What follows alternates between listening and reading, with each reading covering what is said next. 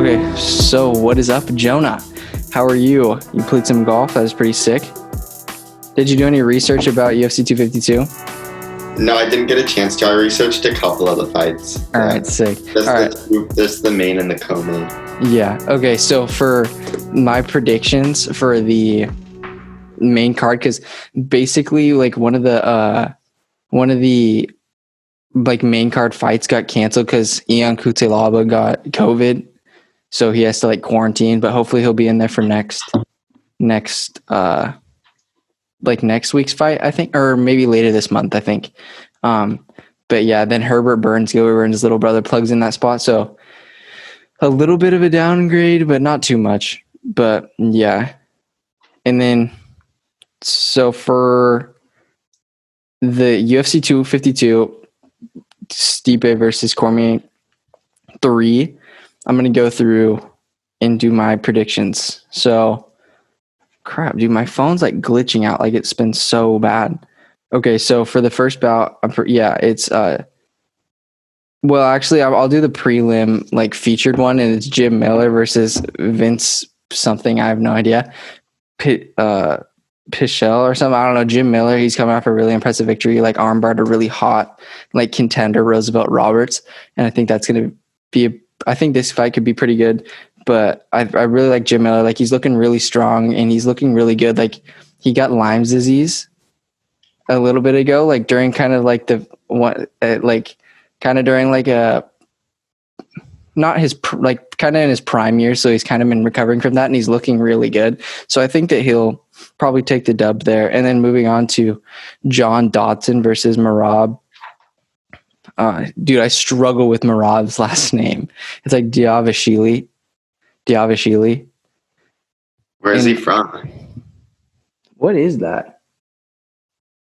I can look really fast. Oh, he's from Georgia. Georgia, yeah. Not like the regular Georgia, like Georgia that's in Asia. Is it in Asia or Europe? I think it's Europe.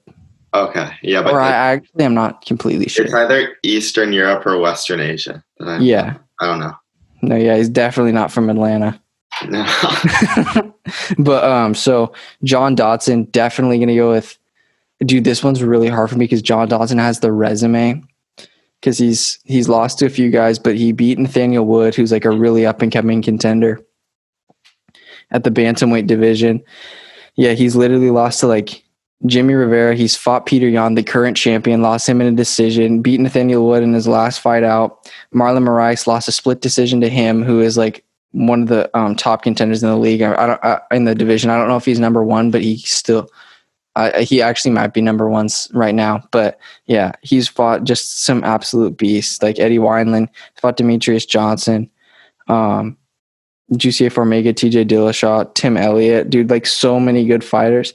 The only thing against Dodson is his age. He's at 35, but who knows? And Diavashvili, Merab is only 29 and he's kind of in his like prime and he's like a crazy grappler wrestler guy.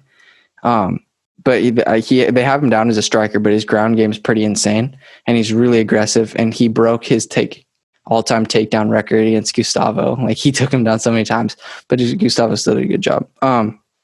He's on like Merab's on a 4-fight win streak, so like this fight is like a toss-up for me. I really think John Dodson could take the dub, but it would not surprise me at all if Merab. But I think I'm gonna have to go with Merab just because he's a younger, probably more hungrier fighter. But I don't know though. Like John Dodson's been in it forever. Probably going to be like a close decision, though. What do you say?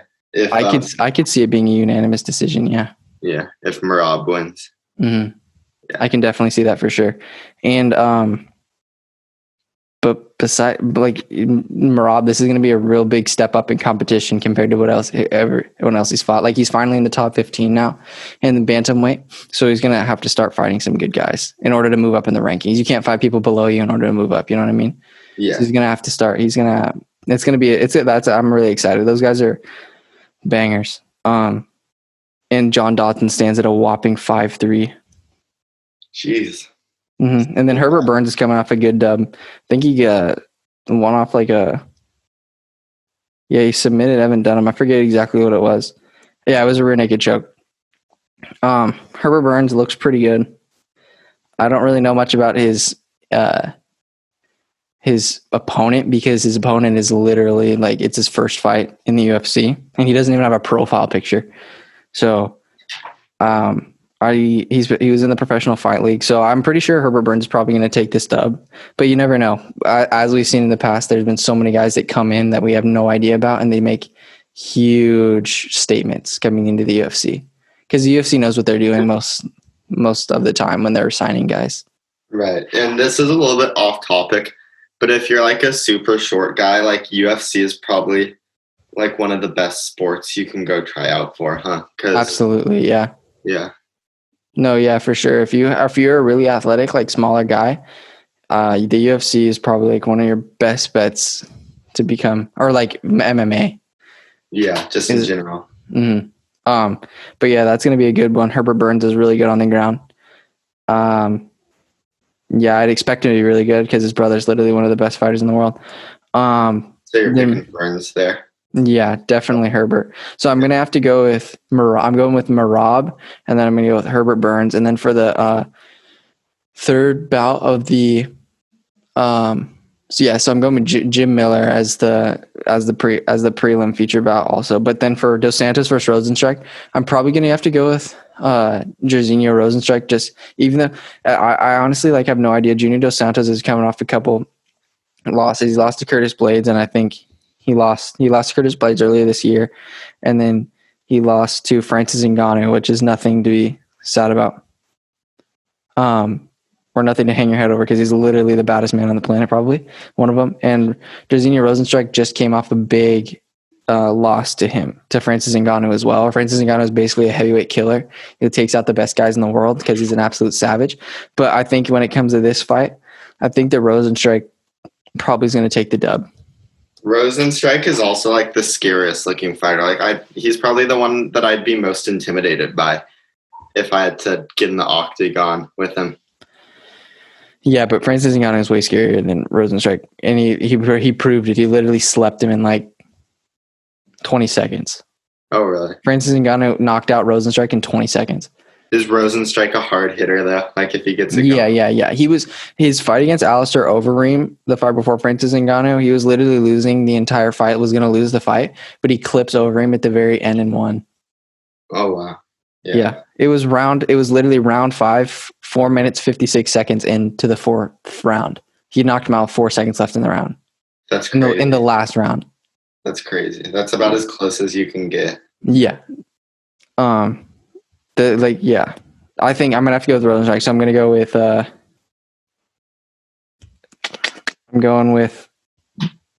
Merab, Burns, Rosenstrike. Then I'm gonna have to definitely go with Sugar Sean O'Malley. But Marlon Vera is super good. Just Sugar Sean, though, is just like his striking is crazy good. And Marlon Vera, he lost a good fight to Song Yadong. Some people thought he won, but he's a really good fighter. He beat Andre Ewell, Frankie Saenz. Like he has fought some good guys, and he definitely has more experience than Sean O'Malley. And this is going to be a big step up for Sean. But I think he's ready to take it. Like I think Sean O'Malley. He's ready to take on like the best guys in the UFC, but I think the UFC is just trying to be patient with him because they don't want to push him into something too quickly, and then automatically, if he loses, like he loses like his marketability, I guess, because he's an undefeated fighter, and like when you have an undefeated fighter or a fighter that's like really good and as likable as him, you want to protect him in a way, you know. But I really like Sugar Sean. He's freaking insanity, like. He his one punch knockout power, like he doesn't look like he would have it, but he literally does. Like he literally did a feint uppercut and then to like an over right hand or something like that and knocked out Eddie Wineland, and he just slept him. And it didn't even look like too crazy of a shot, but he's so accurate, and he just does so many crazy things that I don't know. He's one of those guys like Conor McGregor. Like when he says something, you believe it. And so like if he says he's going to go knock someone out, you don't doubt it.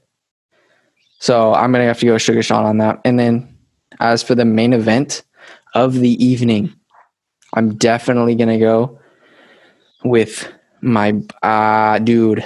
I'm going to go with Daniel Cormier. Yeah, it's kind of the safe pick, right? Because hasn't he been the champion before? Wait, they're both underdogs? How does that work? It's just so like Vegas is guaranteed to make money, because like the lines are never I completely. mean, they're both favorites. How does that work? Yeah, the lines are never like completely even, because like then it would be impossible for like Vegas to make money over the long haul. So it's like I think it's called like the rake um where they make it so like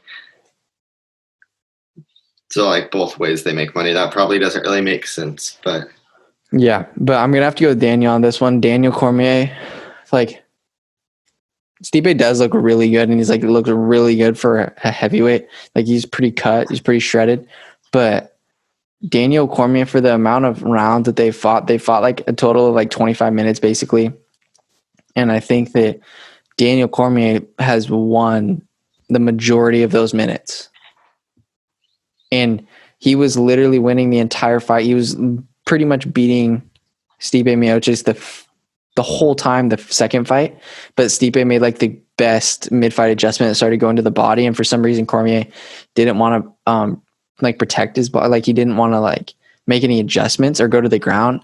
And Stipe just took advantage of it and eventually turned it into a TKO or like a knockout. And then, but it was really interesting because Daniel Cormier was like getting out of his like realm. His coaches were really like emphasizing like take this fight to the ground. Like, and he was like, he just fell in love on his like standing and trading with Miocic on the feet. And it just kind of ended up biting him in the butt. But that's just how it works sometimes. So their egos probably get in the way too. Like they don't want to feel like they're being outpunched, and so they try to like fight them that way, even though they have no chance of winning. Yeah, the thing was with Cormier, he was basically winning everything, but he just for some reason he just stopped listening to his coaches, and he even admitted that he's like, this is like the first time I've ever stopped listening to my coaches, and it ended up costing me in the end. So yeah. I really like this fight. I really like this card. It would have been really sick if Ian Cutelaba would have fought, but he'll be on another card. He's an insane light heavyweight, super heavy hands. But Herbert Burns being plugged into the pay-per-view, that's pretty sick. It's pretty sweet to have two brothers that are like at the top of their game right now. But yeah. Do you have any comments on that? I don't think so. Those all sound like pretty good picks, but yeah, that's basically. What fight is the one you're most looking forward to in terms of entertainment value? Sugar Sean's fights are always like the best. Like he's always so exciting, and he literally dyed his hair like of the Ecuadorian flag because that's where his opponent's from, Marlon Chito. And Marlon Chito, he's like, I don't really care. He can't really get into my head. And he literally said like my skin's as thick as Sean's mom. Yeah, it's so funny. Like hearing guys that like don't really speak English, but they like are trying their best, and then they end up like roasting you. It's so funny because like the way they piece sentences together is hilarious sometimes. But yeah. So is he going to keep his hair dyed, do you think, even for the fight, or was that just sort of a pregame? No, yeah, he's going to keep. He dyed it rainbow for his last time out, and everybody loved it, and now he's doing it for this one, and I think it's just going to be a reoccurring theme. That's funny. Yeah, he looks kind of crazy. The rainbow hair is wild. Yeah, it is wild. But yeah, that's basically it for UFC 252. It's going to be a sick card. I'll do a recap on that, and yeah. So wait, is the Eastern Conference Finals? The playoffs basically like set in stone almost. Yeah, for sure. Is it actually? Yeah. Oh, okay. And same with the Western Conference, pretty much. Although Denver and the Clippers could still, in theory, swap places, but it kind of seems doubtful, I think. Yeah. Yeah. The Western Conference is still pretty. Is it still open? They're gonna have a play-in game, right? Yeah, and so the way that's gonna work is right now it goes Portland, Memphis, Phoenix, San Antonio in the rankings. Yeah. And basically, they all four play tomorrow. And what's going to happen is if you lose, then you drop below any of the teams below you that win. and if you win, you rise above any of the losers who are ranked above you. Does that sort of make sense? Yeah. Yeah. So if the Spurs are at the bottom and they win, but say like the Suns and the Grizzlies lose, the Spurs will pass like the Suns and the Grizzlies, but they wouldn't pass the Blazers if the Blazers also won. So it's pretty straightforward, but it's going to make for a bit of a dramatic afternoon because everybody's definitely still in it. Yeah, I think that the Blazers are actually going to make a run. Me too. I hope But so. they have to play the Lakers, though, but they can get past the Lakers. Yeah, it's going to be tough. Luckily, even though the Lakers are probably a better team than us, we just happen to match up really well against them. So I think it will give them a fight, if nothing else. No, yeah, I think that they have a chance to get past the Lakers, though.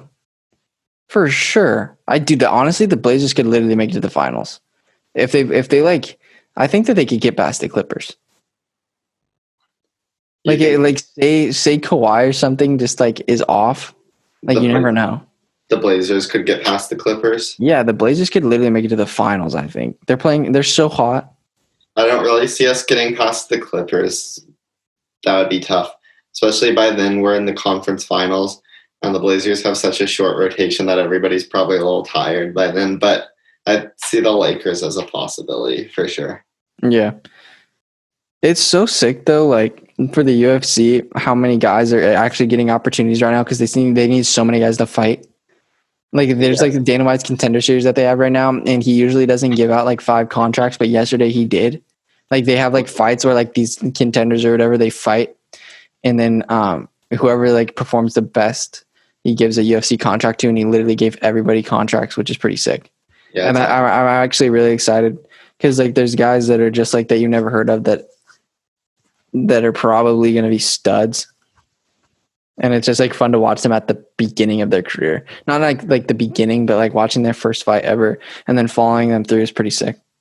Did you see where our girl Paige Van Zandt got her next contract? Yeah, I know. Bare knuckle fighting championship. Like, why would you? I was literally talking about this the last time. I don't like that. I don't like bare knuckle fighting championship. It's literally so gross. Yeah.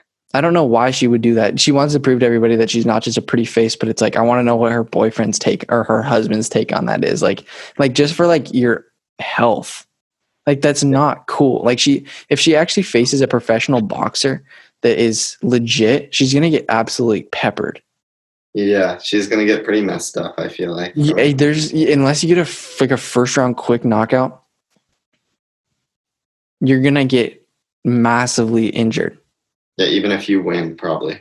Dude, they're literally Artem Lobov versus like some guy, Knight guy. His last name was Knight. Their faces are completely swollen, and they're like, it's just like that doesn't look like fun to me. There's no amount of money that can justify getting the shit beat out of me like that.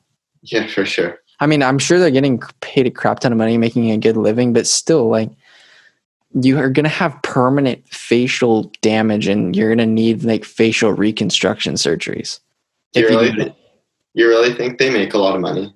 I think that they better. I think that, I don't think Paige Van Zandt would have left the UFC and signed with bare knuckle fighting championships if she didn't make a lot of money. Yeah, I've never really heard of somebody watching bare knuckle fighting this. So it's hard to tell. It's actually more popular than it's not as popular, but it's like pretty popular actually. Like I think they do like, I think it might be. They do like pay-per-view kind of stuff. I don't know if it's on DAZN or what it's through, but they have. I don't know. Let me check. But it's just a brutal thing, and I don't like it at all. There's always been talk of like if the UFC might transition and like what the UFC would be like if it was bare knuckle. It wouldn't be nearly as fighting as fun because the guys would just go straight to grappling. Yeah, just because they both want to avoid it. But if you got rid of gloves in mixed martial arts, I think the injuries would decrease a crap ton because there wouldn't be as many strikes, and the strikes are basically what but there would probably be more kicking, and Is that the theory behind wanting to go bare knuckles? Do most of the people who want that say they want it because of reduced injuries? Yeah, you would reduce injuries by a crap ton. But in boxing, all you can use is your hands. So you're obviously, you know what I mean? It's way worse. But bare knuckle fighting championship, I think is it the zone? I don't know. Oh yeah, I think the zone teams up with bare knuckle fighting championship for special series. I don't know, but they make money, which is crazy. Yeah. Would you be interested in watching Paige Van Zant's first bare knuckle fighting match? I will never buy that. I will watch the highlights, but no.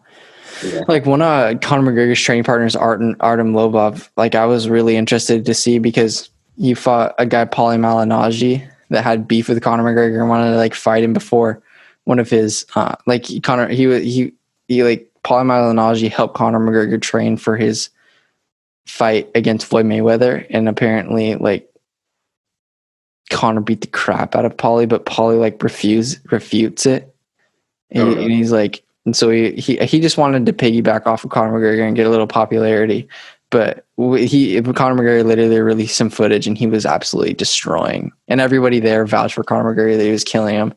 But yeah, Paulie wanted to fight Conor, and I don't think that will never happen. But the next best thing was to fight Conor's training partner, and Artem Lobov, and Artem Lobov literally beat Paulie Malignaggi. So Paulie Malignaggi is a no-go. If Paulie Malignaggi fought Conor McGregor in a boxing match, Conor McGregor would probably beat him.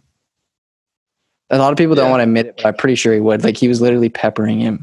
And like granted, like Paulie Malignaggi wasn't in the best shape when he was sparring with him in preparation for the Floyd Mayweather fight, but Conor still is he's just an incredible athlete, and like his being able, like his like ability to adapt into different situations is really insane. Yeah, he would be tough to take down in basically any form of fighting, I feel like. Yeah, his wrestling probably isn't the best, but still like he could definitely hold his own. And also like basically like I don't know. But yeah, that's basically like this one can be really short if you want it to be. Okay, yeah, either way. I don't really have anything. No, I just basically wanted to like do some predictions on what's going to happen and then just get it out. Like this doesn't have to be long at all. Okay. Release it. And like even just like release it on YouTube or something. But yeah. Good. And then we can recap them on Sunday, I guess. Yeah, exactly. And I think Timmy is going to come on Sunday and wants to talk about stuff. Okay, cool. And then, yeah, cool. All right. Thank you, Joe. Yeah, thank you. All right. Bye-bye.